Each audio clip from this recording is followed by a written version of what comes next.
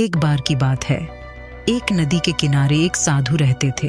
वे न केवल विद्वान थे बल्कि उनके पास जादुई शक्तियां भी थीं।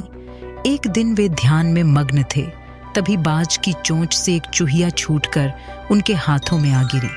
उसकी छोटी सी पूंछ व काली चमकीली आंखें थीं। उन्हें वह बहुत अच्छी लगी, पर घर ले जाने से पहले उन्होंने जादुई मंत्रों के प्रयोग से उसे एक लड़की में बदल दिया। वे उस लड़की को घर ले जाकर पत्नी से बोले, तुम हमेशा से संतान चाहती थी ना, तो लो, आज से यही हमारी पुत्री है। इसे पूरी देखभाल व प्यार से पालो। साधु की पत्नी भी अपनी पुत्री को देख प्रसन्न हो उठी। वह उसे राजकुमारी की तरह पालने लगी। साल बीतते गए, नन्ही लड़की एक सुंदर युवती बन गई। जब वह 18 वर्ष की हुई तो साधु व उसकी पत्नी उसके लिए वर तलाशने लगे। साधु ने कहा, मेरी बिटिया का विवाह ऐसे व्यक्ति से होना चाहिए जो सबसे बड़ा हो। मेरे हिसाब से सूर्य ठीक रहेगा। पत्नी ने भी हामी भरी। हाँ, आप ठीक कह रहे हैं। उन्होंने जादुई मंत्रों के प्रयोग से सूर्य को नीचे बुला लिया। उन्होंने उसे अपनी पुत्री से विवाह करने को कहा, पर पुत्री ने पहले ही ना कर दी। वह बोली, हाँ पिताजी, यह तो बहुत गर्म है। मैं उससे विवाह करूंगी जो इससे भी बेहतर हो।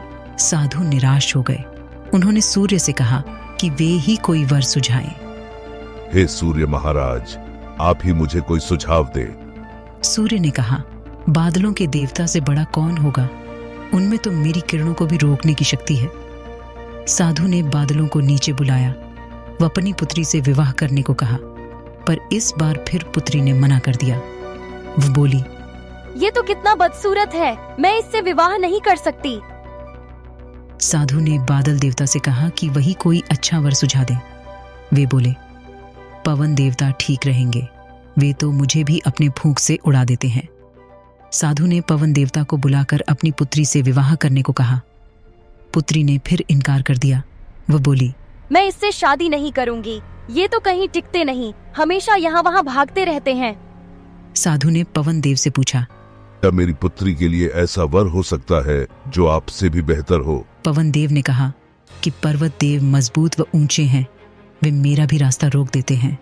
साधु ने पर्वत देवता से कहा कि वह उसकी पुत्री से विवाह कर ले। पुत्री ने फिर से मना कर दिया।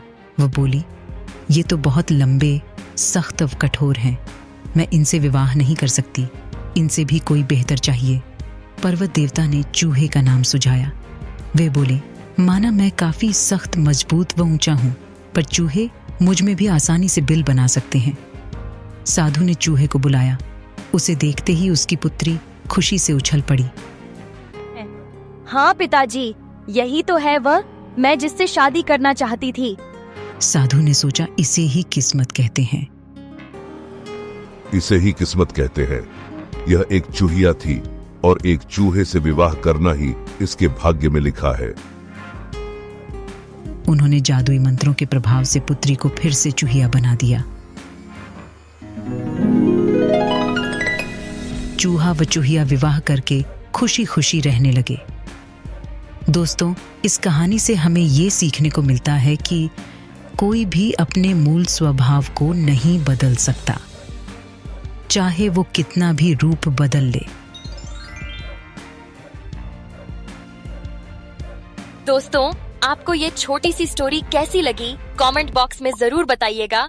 और ऐसे ही इंटरेस्टिंग वीडियो देखने के लिए आज ही हमारे चैनल को सब्सक्राइब करें। धन्यवाद।